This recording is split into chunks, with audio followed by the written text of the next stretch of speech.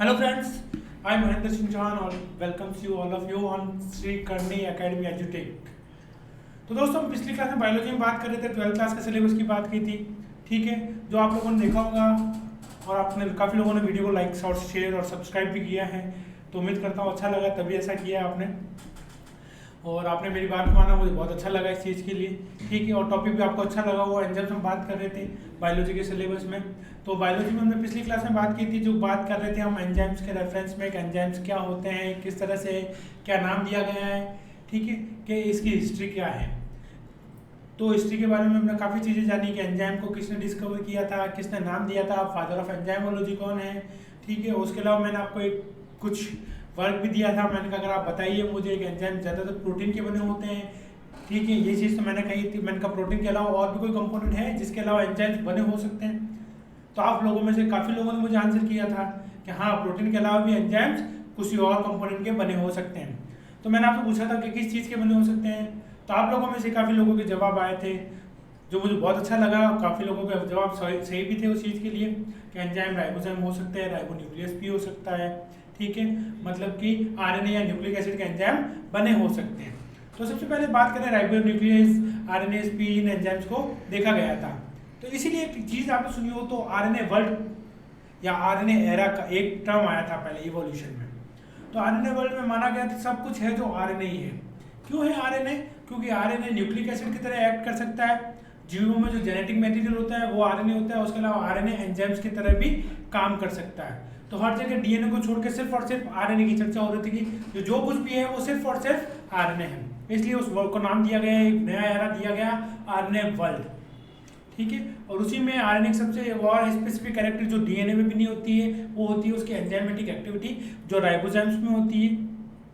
ठीक है, और राइबोन्यूक्लियस भी आरएनए खुद को अपना क्लीव कर सकता है, काट सकता है। तो ये कुछ फीचर्स थे। तो दोस्तों काफ़ी लोगों ने मुझे एक चीज़ लिखी थी, एंजाइम्स। ये चीज़ आपने बात करें हम, तो ये लोगों ने काफ़ी मुझसे बात की थी, कई कमेंट्स में लिखे थे कि एंजाइम्स भी इसके एक्सेप्शंस हैं कि एंटीबॉडी जब खुद एक एंजाइम की तरह काम करे, तो वो ये नॉन प्रोटीनेशियस में लोगों ने मुझे एग्जांपल बताया था। तो दोस्तों मैं अब आपको ये बताना चाहता हूँ कि जो एंजाइम की हम बात कर रहे हैं, तो जो एंटीबॉडी की हम बात कर रहे हैं, ये एंटीबॉडी जो कि एक वाई शेप में होती है, जो हमारे बॉडी के डिफेंस सिस्टम के लिए काम करती है, ये भी किसकी बनी होती है? प्रोटीन की बनी होती है। किसकी बनी होती है दोस्तों? प्रोटीन की। तो ये प्रोटीन का एक्सेप्शन नहीं, हम प्रोटीन का अपवाद नहीं कह सकते उसको, एंजाइम्स को। ये अच्छी बात है कि एंटीबॉडी खुद एक एंजाइम की तरह एक्ट कर रही है, ये अपना एक एंजाइमेटिक बिहेवियर शो कर रही है, लेकिन ये प्रोटीन का अपवाद नहीं है, प्रोटीन का एक्सेप्शन नहीं है। जिसके एक्सेप्शन की बात करें तो हम आरएनए की बात की थी हमने कि आरएनए जो होता है वो एक्सेप्शन होता है प्रोटीन का। ठीक है, जो हमने बात की थी, almost all enzymes are protein. ठीक है, ऑलमोस्ट जो वर्ड यूज किया था हमने, ठीक है, ये चीज कि ये ऑल एंजाइम्स आर प्रोटीन, मैंने इसके लिए एक वर्ड यूज किया था ऑलमोस्ट। तो उसका तात्पर्य ये था कि लगभग सारे के सारे एंजाइम जो है, ज़्यादातर के, ऑलमोस्ट का मतलब लगभग सारे, लेकिन कुछ एक छोड़ के। तो कुछ एक छोटे हुए कौन से हो गए वो बात करेंगे अपन।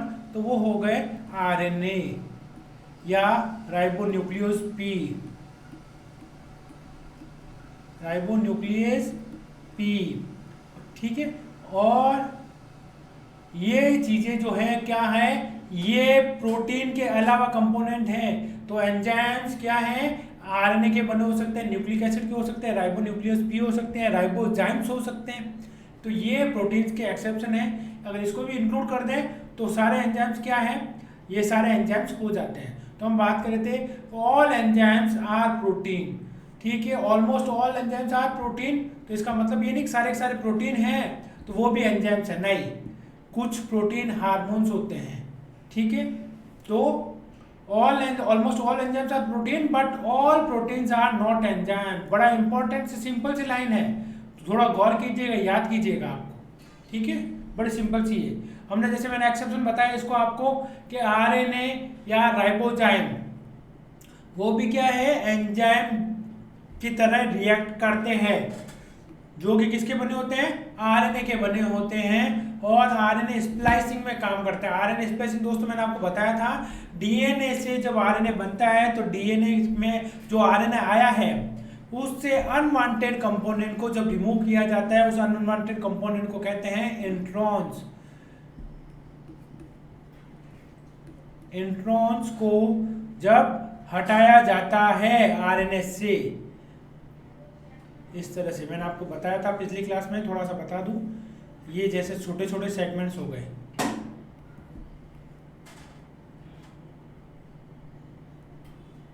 ये आई और ई, ये आई, ये ई, ये आई, ये ई, इस तरह से। तो इसमें से क्या होता है, जो आई का मतलब होता है इंट्रॉन, ई का मतलब होता है एक्सोन, तो इंट्रॉन इंट्रॉन को अलग करके ई को आपस में जोड़ दें, तो इसको हटाने के लिए जो एंजाइम काम करते हैं यहाँ पे वो राइबोजाइम्स होते हैं। तो यहाँ पे जो राइबोजाइम काम करते हैं वो सिर्फ और सिर्फ आरएनए के बने होते हैं, प्रोटीन के नहीं बने होते हैं, इसलिए यहाँ पर राइबोजाइम्स क्या है, इस ऐसे एंजाइम्स का एक्सेप्शन है जो प्रोटीन के अलावा भी किसी और कंपोनेंट का बना होता है। उसके अलावा दोस्तों बात करें नेक्स्ट, कुछ एंजाइम जो होते हैं कंप्लीटली प्रोटीन के बने होते हैं, जैसे पेप्सिन हो गया, यूरिएज हो गया, एटसेट्रा। उसके अलावा बात करेंगे हम इंसुलिन, इसके साथ आप सभी भली भांति परिचित हैं। इंसुलिन क्या है, एक हार्मोन है, इसकी कमी से डायबिटीज डिजीज हो जाती है, ठीक है। डायबिटीज भी अलग अलग तरह की होती है, insulin dependent, insulin independent, type first, type second, ये हम डिटेल में बात करेंगे जब हम एंडोक्राइन सिस्टम बात करेंगे, एंडोक्राइनोलॉजी के बारे में बात करेंगे, एंडोक्राइन ग्लैंड्स पढ़ेंगे, ठीक है। तो उस समय बात करेंगे इंसुलिन की डिटेल, इंसुलिन की कमी से क्या क्या डिजीज हो सकती है। उसके अलावा और भी बहुत सारे हार्मोन्स हैं जिसकी विस्तार से हम अलग से टॉपिक में चर्चा करेंगे।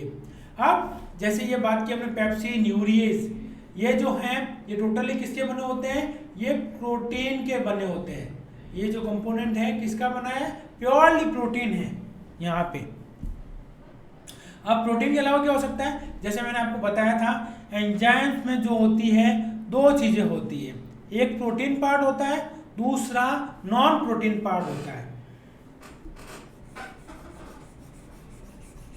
अब प्रोटीन पार्ट और नॉन प्रोटीन, प्रोटीन पार्ट आप भली भांति समझ गए। अब प्रोटीन पार्ट में भी बात करें हम तो प्रोटीन के अलग अलग स्ट्रक्चर्स होते हैं, प्रोटीन की अपनी कॉम्प्लेक्सिटी होती है।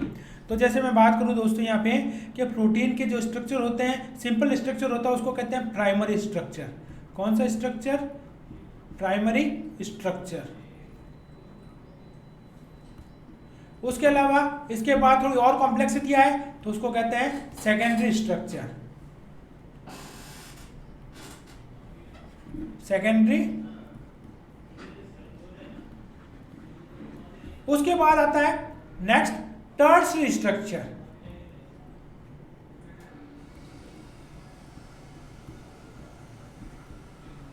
टर्शियरी स्ट्रक्चर, और इससे भी जो कॉम्प्लेक्स स्ट्रक्चर आता है वो होता है क्वाटरनरी स्ट्रक्चर।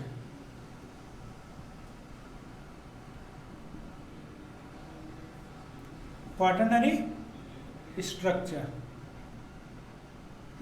तो दोस्तों आप सोचोगे ये सारी चीजें क्यों बता रहे हैं, मैं आपको इसलिए बता रहा हूं। अब जब हम प्रोटीन और नॉन प्रोटीन की बात कर रहे हैं तो आपको ये जानना जरूरी है कि जो ये प्रोटीन जो एंजाइम्स होते हैं वो लगभग सारे के सारे कौन से स्ट्रक्चर में होते हैं, टर्शियरी स्ट्रक्चर में होते हैं, ठीक है। इसको हम प्राइमरी को 1 डिग्री कह सकते हैं, सेकेंडरी को 2 डिग्री कह सकते हैं, टर्शियरी को अपन 3 डिग्री कह सकते हैं, और क्वाटरनरी को हम कह सकते हैं 4 डिग्री। तो सारे के सारे जो एंजाइम्स होते हैं, जो प्रोटीन का कंपोनेंट होता है वो कौन सा होता है, टर्शियरी स्ट्रक्चर में होता है, 3 डिग्री में होता है। लेकिन लाइसोजाइम बात करेंगे अपन, जो लाइसोसोम एक सेल का ऑर्गेनेल्स होता है उसके अंदर हाइड्रोलाइटिक एंजाइम्स पाए जाते हैं। वो जो एंजाइम होते हैं वो होते हैं क्वाटरनरी स्ट्रक्चर में। कौन से स्ट्रक्चर में होते हैं, क्वाटरनरी स्ट्रक्चर में होते हैं। तो ये थोड़ा ध्यान रखिएगा कि लगभग सारे जो एंजाइम्स होते हैं जो उसमें प्रोटीन पार्ट होता है वो टर्शियरी स्ट्रक्चर में होता है, लेकिन जो लाइसोजाइम है या लाइसोसोम्स के जो एंजाइम्स हैं वो किसमें होंगे, वो क्वाटरनरी स्ट्रक्चर में होते हैं, ठीक है। और ज्यादातर बात करेंगे एंजाइम्स, उनकी जो एक्टिव फॉर्म होती है वो होती है, जो एक्टिव स्ट्रक्चर जो होता है वो कैसा होता है, ग्लोब्यूलर। तो एंजाइम ज्यादातर किसके प्रोटीन के बने होते हैं, ग्लोब्यूलर प्रोटीन के बने होते हैं। जैसे आपने सुना होगा, एक होता है मायोग्लोबिन, एक होता है हीमोग्लोबिन। हीमोग्लोबिन जो होता है वो होती है उसकी सबसे कॉम्प्लेक्स फॉर्म, मतलब कि जो हमारे सेल में जो आरबीसी में हीमोग्लोबिन है वो है क्वाटरनरी स्ट्रक्चर में। एक और कंपोनेंट होता है हीमोग्लोबिन से मिलता जुलता, जिसको कहते हैं मायोग्लोबिन, वो होता है टर्शियरी स्ट्रक्चर में। तो ये स्ट्रक्चर में इनकी डिफरेंस होता है, ठीक है। तो जितनी कॉम्प्लेक्सिटी बढ़ेगी, जब ये चेन स्ट्रक्चर और भी ज्यादा कॉम्प्लेक्स होता है, प्राइमरी दो प्राइमरी आपस में मिलेंगे, सेकेंडरी के साथ प्राइमरी और मिल गया टर्सरी में और भी ज्यादा कॉम्प्लेक्सिटी आती है तो क्वाटरनरी। लेकिन एंजाइम ज्यादातर सारा कौन से स्ट्रक्चर में होते हैं, टर्सरी स्ट्रक्चर में होते हैं, ठीक है। और जो भी एक्सेप्शन मैंने बता दिया आपको, क्या आपको पूछा जाए जो क्या कुछ ऐसे एंजाइम्स भी है क्या जो टर्सरी स्ट्रक्चर में ना होकर के क्वाटरनरी स्ट्रक्चर में, बिल्कुल है। लाइसोसोम्स में पाए जाने वाले एंजाइम जो होते हैं वो क्वाटरनरी स्ट्रक्चर में होते हैं। और एंजाइम्स का स्ट्रक्चर जो मोस्टली होता है वो होता है ग्लोब्यूलर प्रोटीन, ठीक है। तो दोस्तों बात करें हम एंजाइम्स के तीन कंपोनेंट में बताइए। एक तो यहाँ पे हम बात करें एपो एंजाइम्स जो कि प्रोटीन पार्ट बनाता है, उसके अलावा सेकेंड जो नॉन प्रोटीन पार्ट होता है उसके तीन पार्ट होते हैं। एक होता है कोफैक्टर, एक होता है कोएंजाइम, एक होता है प्रोस्थेटिक ग्रुप। तो तीन चीजें होगी यहाँ पे। नेक्स्ट स्लाइड जी। अब बात करें जैसे ये एपो एंजाइम जो है ये क्या है, प्रोटीन पार्ट। प्रोटीन पार्ट जो होगा वो कहलाएगा एपो एंजाइम। अब इसके अलावा जैसे हम बात करेंगे इसकी के length of protein molecule differs in different enzyme.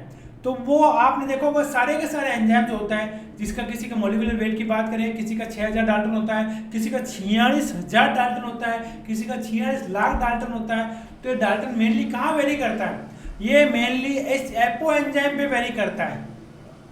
जो उसका मॉलिक्यूलर वेट जो होता है, प्रोटीन की लेंथ होती है, वो मेनली इसी पे डिपेंड करती है, length of protein molecules different in different enzymes. यहाँ पे इसकी जो लेंथ होगी, ठीक है, ये वेरी करेगी किसकी वजह से, एपो एंजाइम्स की वजह से। और एपो एंजाइम क्या है, एंजाइम्स का प्रोटीन पार्ट, ठीक है। और अब बात करें next, this have one or more specific site which is called active site. The basic substrate bind to this site. अब क्या होता है एक्टिव साइट, एंजाइम्स की वह साइट। जैसे मैं यहां बात करूं, ये कोई एंजाइम है, ये जो साइट होगी, अब प्लस हम यहां बात करेंगे ये कोई सबस्ट्रेट है, क्योंकि एंजाइम किससे जुड़ता है, सबस्ट्रेट से। तो ये यहाँ पे जुड़ता है तो पर्टिकुलर किसी एक साइट पे आकर के जुड़ता है, और उस साइट को कहते हैं एक्टिव साइट, जिसकी वजह से क्या हो जाता है, एंजाइम हो जाता है एक्टिवेट। क्या हो जाता है, एंजाइम एक्टिवेट हो जाता है, एक्टिव फॉर्म में आ जाता है। इन साइट पर को जब सबस्ट्रेट जुड़ जाता है तो इसलिए ऐसी साइट क्या कहलाएगी, एक्टिव साइट। और बेसिकली ये किसके लिए होती है, एंजाइम के सबस्ट्रेट के जुड़ने के लिए। अब जैसे बात करें यहाँ पे जब जुड़ा तो क्या हो गया, एक स्ट्रक्चर बन गया इस तरह से, ये बना। यहाँ पे जो साइट थी इसी को हमने कहा था ये है क्या, एक्टिव साइट, जो एंजाइम को क्या करती है, एक्टिवेट करती है सबस्ट्रेट के जुड़ने के लिए, ताकि सबस्ट्रेट यहाँ पे जुड़ जाए। हालांकि जुड़ने का जो मैकेनिज्म होता है डिफरेंट है, different scientist of different concept आए हुए हैं, जो मैं आपको बताऊंगा। थ्योरीज अपन ने मेंशन कर रखी है इस प्रेजेंटेशन में, ठीक है, इस क्लास में आपको बताएंगे, ठीक है, अगर समय हमारे पास रहा तो। तो हम बात कर रहे हैं कि एंजाइम्स की एपो एंजाइम क्या है, एक तो प्रोटीन पार्ट होता है, ठीक है। एंजाइम की लेंथ को वेरी करने के लिए कौन रेस्पॉन्सिबल होता है, एपो एंजाइम, क्योंकि प्रोटीन कितना लंबा होगा, कितनी लंबी चेन होगी, वो प्रोटीन पार्ट पे डिपेंड कर ली मेनली। उसके अलावा इसी पार्ट पे एंजाइम को एक्टिवेट करने के लिए, सबस्ट्रेट्स को जोड़ने के लिए कुछ साइट्स होती है जिसको कहते हैं एक्टिव साइट। उसके अलावा बात करें एक्टिव साइट के अलावा जहां पे एंजाइम में कुछ और भी साइट होती है, जहां पर जो एंजाइम्स को और भी इफेक्टिवली काम करे उनको कहते हैं एक्टिव साइट के अलावा जो साइट्स होती है उसको कहते हैं एलोस्टेरिक साइट। कौन सी साइट, एलोस्टेरिक साइट्स। यहां पर सबस्ट्रेट तो नहीं जुड़ता, लेकिन ये सबस्ट्रेट को जोड़ने के लिए काफी हेल्प करती है, मतलब कि एंजाइम की एक्टिविटी को काफी बढ़ा देती है, ठीक है। तो हम बात कर रहे थे एपो एंजाइम। एपो एंजाइम हमने बात की, एक तो ये प्रोटीन का पार्ट होता है एंजाइम्स का, ठीक है, और उसके साथ क्या जुड़ता है, अगर एपो एंजाइम के साथ नॉन प्रोटीन पार्ट भी जुड़ जाए तो क्या बन जाएगा, ये बन जाएगा होलो एंजाइम। क्या बन जाएगा, होलो एंजाइम, जो हम आपको पिछली क्लास में बता चुका हूं। तो होलो एंजाइम में क्या होता है, प्रोटीन पार्ट भी होता है, नॉन प्रोटीन पार्ट भी होता है, ठीक है। तो अब नॉन प्रोटीन पार्ट की बात अपन नेक्स्ट स्लाइड में करते हैं। तो अब नेक्स्ट बात कर रहे हैं कि हम को फैक्टर की बात कर रहे हैं। ये स्पेल एरर है यहाँ पे, ये एफ है, को फैक्टर है, ठीक है। को फैक्टर, आप ये जैसे दोस्तों मैंने आपको बताया था, को फैक्टर जो भी है, या इसको हम यूं कह सकते हैं, ये नॉन प्रोटीन पार्ट है। कौन सा पार्ट है, नॉन प्रोटीन पार्ट। तो प्रोटीन पार्ट कौन सा, एपो एंजाइम, ठीक है। अब ये तीन चीजों से बना होता है। यहां पे एक होता है प्रोस्थेटिक ग्रुप, एक होता है कोएंजाइम, और एक होता है एक्टिवेटर, ठीक है। अब इसको अपन कह सकते हैं, जो कोएंजाइम जो होता है ये होता है ऑर्गेनिक पार्ट। क्या होता है, ऑर्गेनिक पार्ट। और ये जो बात कर रहे हैं एक्टिवेटर, ये होता है इनऑर्गेनिक पार्ट। कैसा पार्ट, इनऑर्गेनिक। ऑर्गेनिक और इनऑर्गेनिक आप भली भांति जानते हैं, जिसमें भी कार्बन जुड़ा है वो ऑर्गेनिक है, जिसमें कार्बन नहीं है वो इनऑर्गेनिक है, ठीक है। जब बात करें इस नॉन प्रोटीन पार्ट में, जब कोई ऑर्गेनिक पार्ट अगर एपो एंजाइम से जुड़ जाए, ठीक है, तो क्या बनेगा, सबसे पहले बनेगा होलो एंजाइम, मतलब कि एपो एंजाइम प्लस को एंजाइम, क्या बन गया, होलो एंजाइम। अब बात कर रहे हैं को एंजाइम जुड़ा, मतलब कि जैसे ऑर्गेनिक पार्ट, कैसे ऑर्गेनिक पार्ट क्या क्या हो सकते हैं, आपने ये चीजें सुनी होगी, NAD, FAD, बड़ी कॉमन सी है। फोटोसिंथेसिस में बात करेंगे, ATP में बात करेंगे, रेस्पिरेशन में बात करेंगे, तो ये चीजें बड़ी कॉमन सी है कि निकोटिनामाइड, एडेनाइन डाइफॉस्फेट, डाइन्यूक्लियोटाइड, फ्लेविडिन, ठीक है। अपन इन सारी चीजों को अपन लेटर ऑन डिस्कस करेंगे, लेकिन ये जो चीजें हैं ये क्या है, ये है ऑर्गेनिक पार्ट। जब एंजाइम से जुड़ते हैं तो एंजाइम की एक्टिविटी बढ़ा देते हैं। तो सर इनऑर्गेनिक पार्ट कौन से होते हैं, ठीक है। तो इनऑर्गेनिक पार्ट जो आपने बड़ा अच्छे से सुने, जैसे मैग्नीशियम आयन,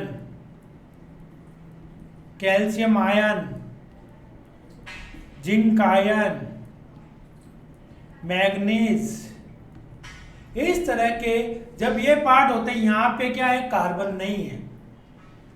जब इस तरह का पार्ट एंजाइम से जुड़ जाए और होलो एंजाइम बनाए, तो उसको कहते हैं को फैक्टर और को एंजाइम, ठीक है।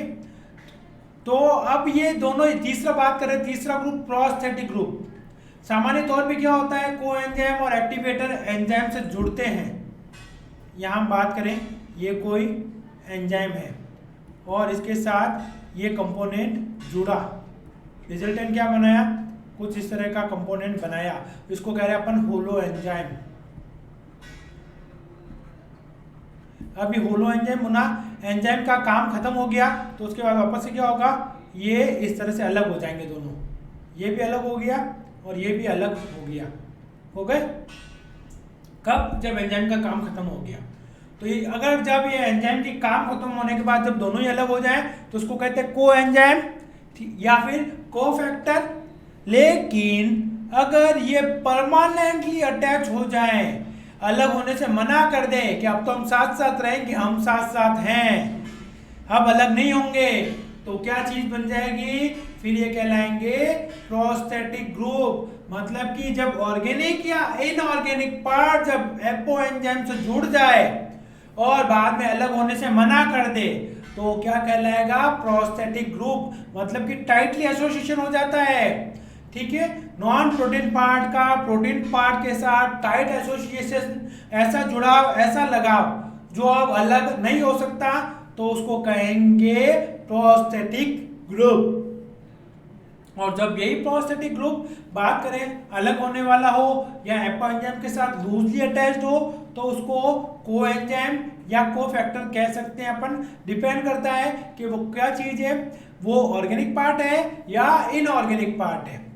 क्लियर दोस्तों? उम्मीद करता हूं ये चीज आपको समझ में आएगी। नेक्स्ट स्लाइड की बात करें हम कि एंजाइम्स की प्रॉपर्टीज क्या क्या होती हैं, हम किसको एंजाइम कहें, किसको एंजाइम नहीं कहें, तो ये चीजें आपको पहले से पता होनी चाहिए। तो यहाँ पे बेसिक्स मैंने कुछ कैरेक्टर्स लिखे हैं कि एंजाइम्स क्या होते हैं, ये केमिकली क्या है, प्रोटीन है। ये चीज़ तो मैंने आपको पहले से बता चुका हूँ कि सारे सारे क्या होते हैं, केमिकली प्रोटीन है। उसके अलावा क्या हो सकता है? उसके अलावा ये आरएनए हो सकता है, राइबोजाइम हो सकता है, उसके अलावा राइबो न्यूक्लियस हो सकता है। All enzymes are specific for their reaction। सारे के सारे एंजाइम्स जो होते हैं वो अपने रिएक्शन के लिए स्पेसिफिक होते हैं। स्पेसिफिक कैसे? अब जो कुछ एंजाइम कार्बोहाइड्रेट पे काम कर रहा है तो आप सोचो प्रोटीन के लिए भी वही एंजाइम काम में ले लें? नहीं, वो बिल्कुल संभव नहीं है। ये एंजाइम्स क्या है, अपने सबस्ट्रेट स्पेसिफिक होते हैं। इनकी स्पेसिफिसिटी जो है वो 4 टाइप्स अपन ने कैटेगराइज कर रखी है। तो हम ये कभी भी नहीं कहेंगे कि जो कार्बोहाइड्रेट पे काम करने वाला एंजाइम्स है कि वो का वो क्या कर ले, प्रोटीन पे भी काम कर ले, वो का वो एंजाइम फैट पे भी काम कर ले।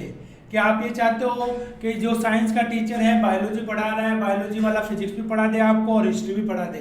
ठीक है, पढ़ाएगा, लेकिन क्या होगा, उसकी स्पेसिफिसिटी क्या होगी, डिक्लाइन हो जाएगी। वो उसका एफिशिएंटली नहीं पढ़ा पाएगा, ठीक है, जितना कि आपको बायोलॉजी पढ़ा रहा है या वो जो आपको फिजिक्स पढ़ा रहा है। तो यहाँ पे एंजाइम क्या होते हैं, सबस्ट्रेट स्पेसिफिक होते हैं, ठीक है। सबस्ट्रेट स्पेसिफिक जो कार्बोहाइड्रेट पे काम करेगा, कार्बोहाइड्रेट पे ही करेगा। अब कार्बोहाइड्रेट पे भी बहुत सारी वेराइटीज होती है, जैसे कोई 3 कार्बन की शुगर होती है, कोई 4 कार्बन की शुगर होती है, कोई डाइसैकेराइड है, कोई मोनोसैकेराइड्स है, ठीक है, कुछ पॉलीसैकेराइड्स होगी। तो हर एक चीज के लिए भी उनके लिए भी स्पेसिफिक है। 3 कार्बन वाले पे लिए अलग काम करेगा, ट्राइसैकेराइड के लिए अलग है, टेट्रासैकेराइड के लिए अलग है, ठीक है। तो इस चीज के लिए बात करेंगे तो डिफरेंट एंजाइम जो होंगे, डिफरेंट उनकी एक्टिविटी होगी डिफरेंट सबस्ट्रेट पे। मतलब जैसे सबस्ट्रेट बदला एंजाइम भी बदलता है और एंजाइम की स्पेसिफिसिटी भी बदलती है। तो अब बात करेंगे सबसे पहले एब्सोल्यूट स्पेसिफिसिटी क्या है। They catalyse only one type of reaction, example urease, hydrolase, ठीक है। अब इनकी एब्सोल्यूट है, अब उसको जैसे मैंने यूरिएज के लिए कह दिया कि यूरिएज हाइड्रोलेज जो है सिर्फ और सिर्फ यूरिया के लिए काम करेगा। अब उसके लिए अमोनिया डालें अपन या नाइट्रोजन फिक्सेशन करने के लिए कहें या कार्बोहाइड्रेट मेटाबॉलिज्म कहें, नहीं करेगा वो एब्सोल्यूट स्पेसिफिसिटी, मतलब कि वो सिर्फ यूरिया के लिए ही बना है। आप यूरिया से कुछ और काम करवाना चाहें वो नहीं करेगा। तो ये यूरिया क्या हो गया, यूरिया सिर्फ और सिर्फ किसके लिए बना है, यूरिया के लिए। तो इसको क्या कहेंगे अपन, एब्सोल्यूट स्पेसिफिसिटी। नेक्स्ट बात करेंगे तो वो होती है ग्रुप स्पेसिफिसिटी। तो ग्रुप मतलब एक ग्रुप ऑफ सबस्ट्रेट के लिए वो काम कर सकता है, ठीक है। तो साइंस का टीचर आपको थोड़ा फिजिक्स पढ़ा सकता है, केमिस्ट्री पढ़ा सकता है और बायोलॉजी पढ़ा सकता है, थोड़ा एनवायरनमेंट पढ़ा सकता है। तो इसको क्या कहेंगे अपन? Group specificity. ठीक है, they catalyse a specific group of reaction, एक स्पेशल ग्रुप के रिएक्शंस को वो कैरिड आउट कर सकते हैं। एग्जांपल यूरियस हाइड्रोलाइज, वो क्या करेगा? यूरियस हाइड्रोलाइज के लिए बात करें अपन तो यहाँ पे इस रिएक्शन के साथ यूरिया के साथ कुछ और भी रिएक्शन काम कर सकता है। अब जैसे यहाँ बात करूं, मैं इसके अलावा एक और अच्छा सा एग्जांपल देना चाहूँ आपको, तो ये कहेंगे अपन यहाँ पे कि हेक्सोकाइनेज। अब हेक्सो का मतलब क्या होता है? 6, और काइनेज की बात करें अपन, ये होता है, इसका काम होता है कि फॉस्फेट ग्रुप को ऐड करना। किसको ऐड करना? फॉस्फेट ग्रुप को। तो जो भी 6 कार्बन की शुगर होती है वहां पे फॉस्फेट ग्रुप ऐड कर सकता है। जैसे अब 6 कार्बन की, तो 6 कार्बन की क्या है? ग्लूकोज भी है। क्या है? 6 कार्बन की ग्लूकोज भी है, 6 कार्बन की क्या है? फ्रक्टोज भी है। तो हेक्सोकाइनेज क्या हो गया? ग्लूकोज के लिए भी काम करेगा, फ्रक्टोज के लिए भी काम करेगा। तो ये क्या हो गया? ये 6 कार्बन के लिए स्पेसिफिक हो गया, तो ये दोनों पे काम कर रहा है, तो इसको क्या कहेंगे अपन? Group specificity. अगर ये सिर्फ और सिर्फ ग्लूकोज के लिए काम करता तो मैं इसको क्या कह सकता? ग्लूकोकाइनेज। ग्लूकोकाइनेज। तो ये क्या बन जाएगा? ये बन जाएगा फिर एब्सोल्यूट स्पेसिफिसिटी। अब हम बात करें ग्रुप में, तो हेक्सोकाइनेज जो ग्लूकोज के लिए भी काम करेगा, फ्रक्टोज के लिए भी काम करेगा, या 6 कार्बन की जो भी शुगर हो वहां पे काम करेगा। तो दोस्तों ये थोड़ा डिफरेंस आपको पता पड़ा होगा। तीसरी बात करें हम बॉन्ड स्पेसिफिसिटी, कि बॉन्ड के लिए रिकॉग्नाइज करें। ठीक है, जो केमिकल बॉन्डिंग होती है, हाइड्रोजन बॉन्ड है, डायस्टर बॉन्ड है, ठीक है, कोवेलेंट बॉन्ड है, बॉन्ड कैसा उसको स्पेसिफाई करे, उसके बाद उसको क्लीव करे। तो उसके लिए इस प्रकार के एंजाइम, जब हाइड्रोजन बॉन्ड को तोड़ने के लिए अलग एंजाइम होते हैं, कोवेलेंट बॉन्ड को तोड़ने के लिए अलग एंजाइम्स होते हैं, तो इसको कहते हैं बॉन्ड स्पेसिफिक एंजाइम। तो some enzymes identify some specific chemical bonds, जैसे राइबोन्यूक्लियेज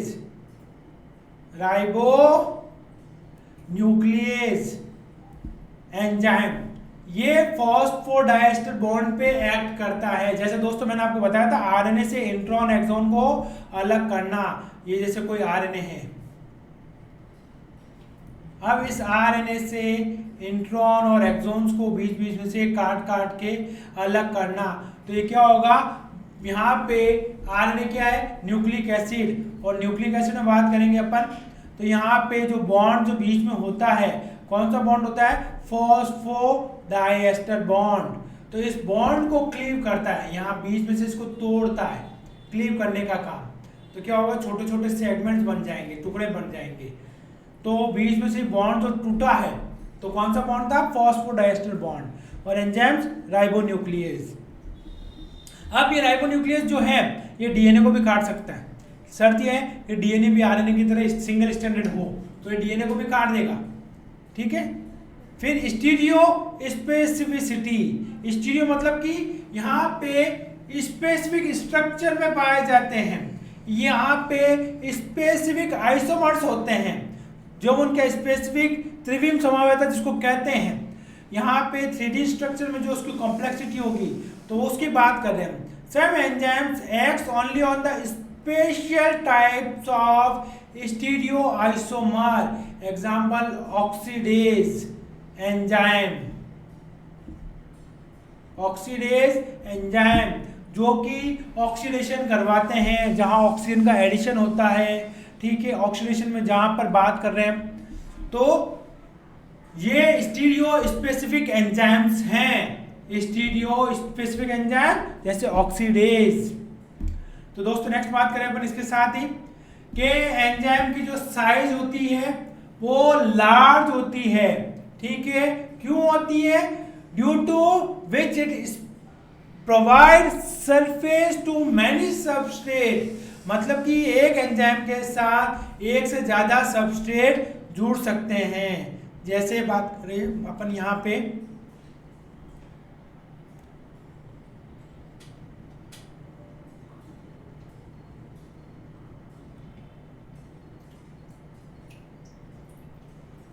ये मैंने लिख दिया A और यहाँ पे लिख दिया इसको B। तो ये A और B ये दोनों ही क्या है, ये भी सबस्ट्रेट है,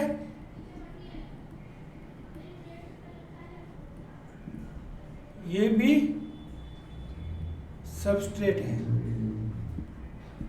और ये क्या है, एंजाइम। तो एंजाइम जब एक साथ मल्टीपल सबस्ट्रेट के साथ जुड़ सकता है, ठीक है, तो यहाँ पे एंजाइम जो है एक साथ मैनी सबस्ट्रेट से जुड़ जाए, इसलिए इसकी सरफेस एरिया क्या होता है, ज्यादा होता है। तो ये जो जुड़ेगा इस तरह से,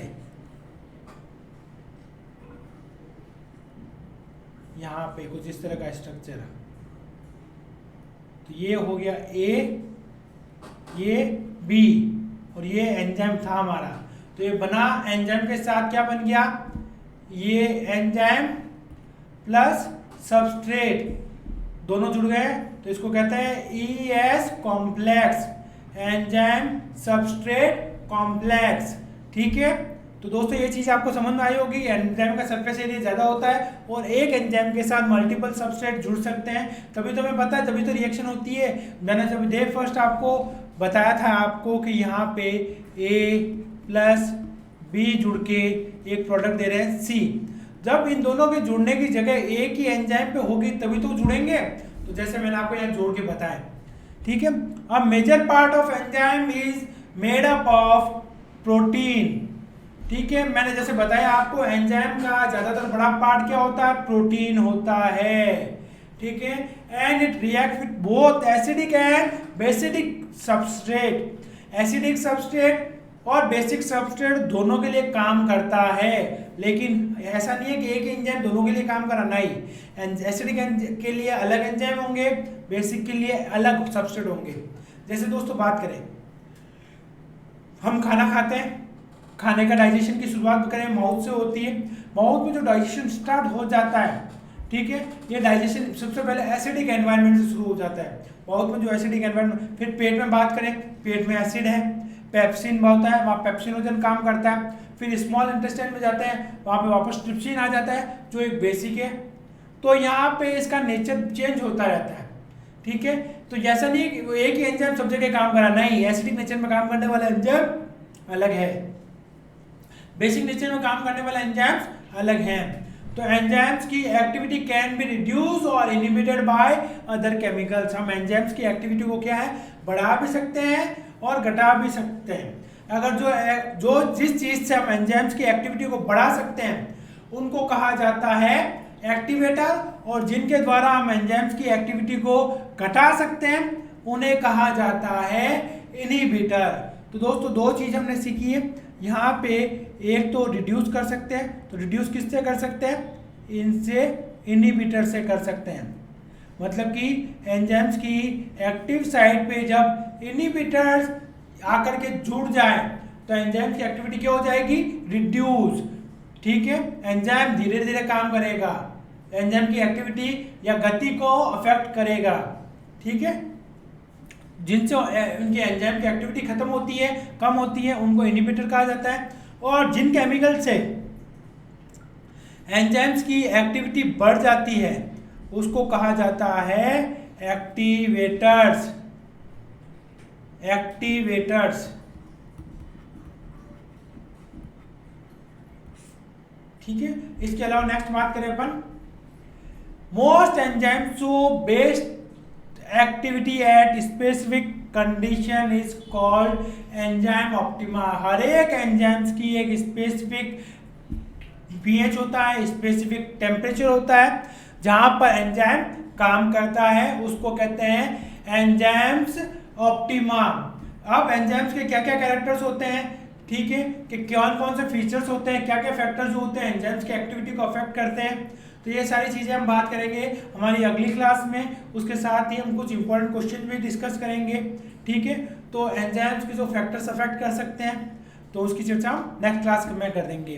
तो उम्मीद करता हूँ आज के ये पूरा सेशन आपको बहुत अच्छा लगा होगा, समझ में भी आया होगा। फिर भी अगर आपके मन में किसी प्रकार का कोई भी थोड़ा सा भी प्रश्न उठ रहा है तो बिल्कुल भी झिझक नहीं करनी है, हमें फटाफट से कमेंट बॉक्स में मेंशन करना है सर ये चीज़ हमें थोड़ी सी समझ में कम आई है, थोड़ा बताइए, या आपके मन में किसी प्रकार का प्रश्न हो एंजाइम से रिलेटेड, जो टॉपिक हमने आज से रिलेटेड पढ़ा है, तो बेझिझक आप कमेंट बॉक्स में मेंशन कीजिए, आप मुझसे पूछिए, मैं उसका आपको उत्तर दूंगा, उसका आंसर आपको करेंगे, ठीक है। लेकिन अगर आप पूछेंगे नहीं तो मैं आंसर नहीं कर पाऊंगा।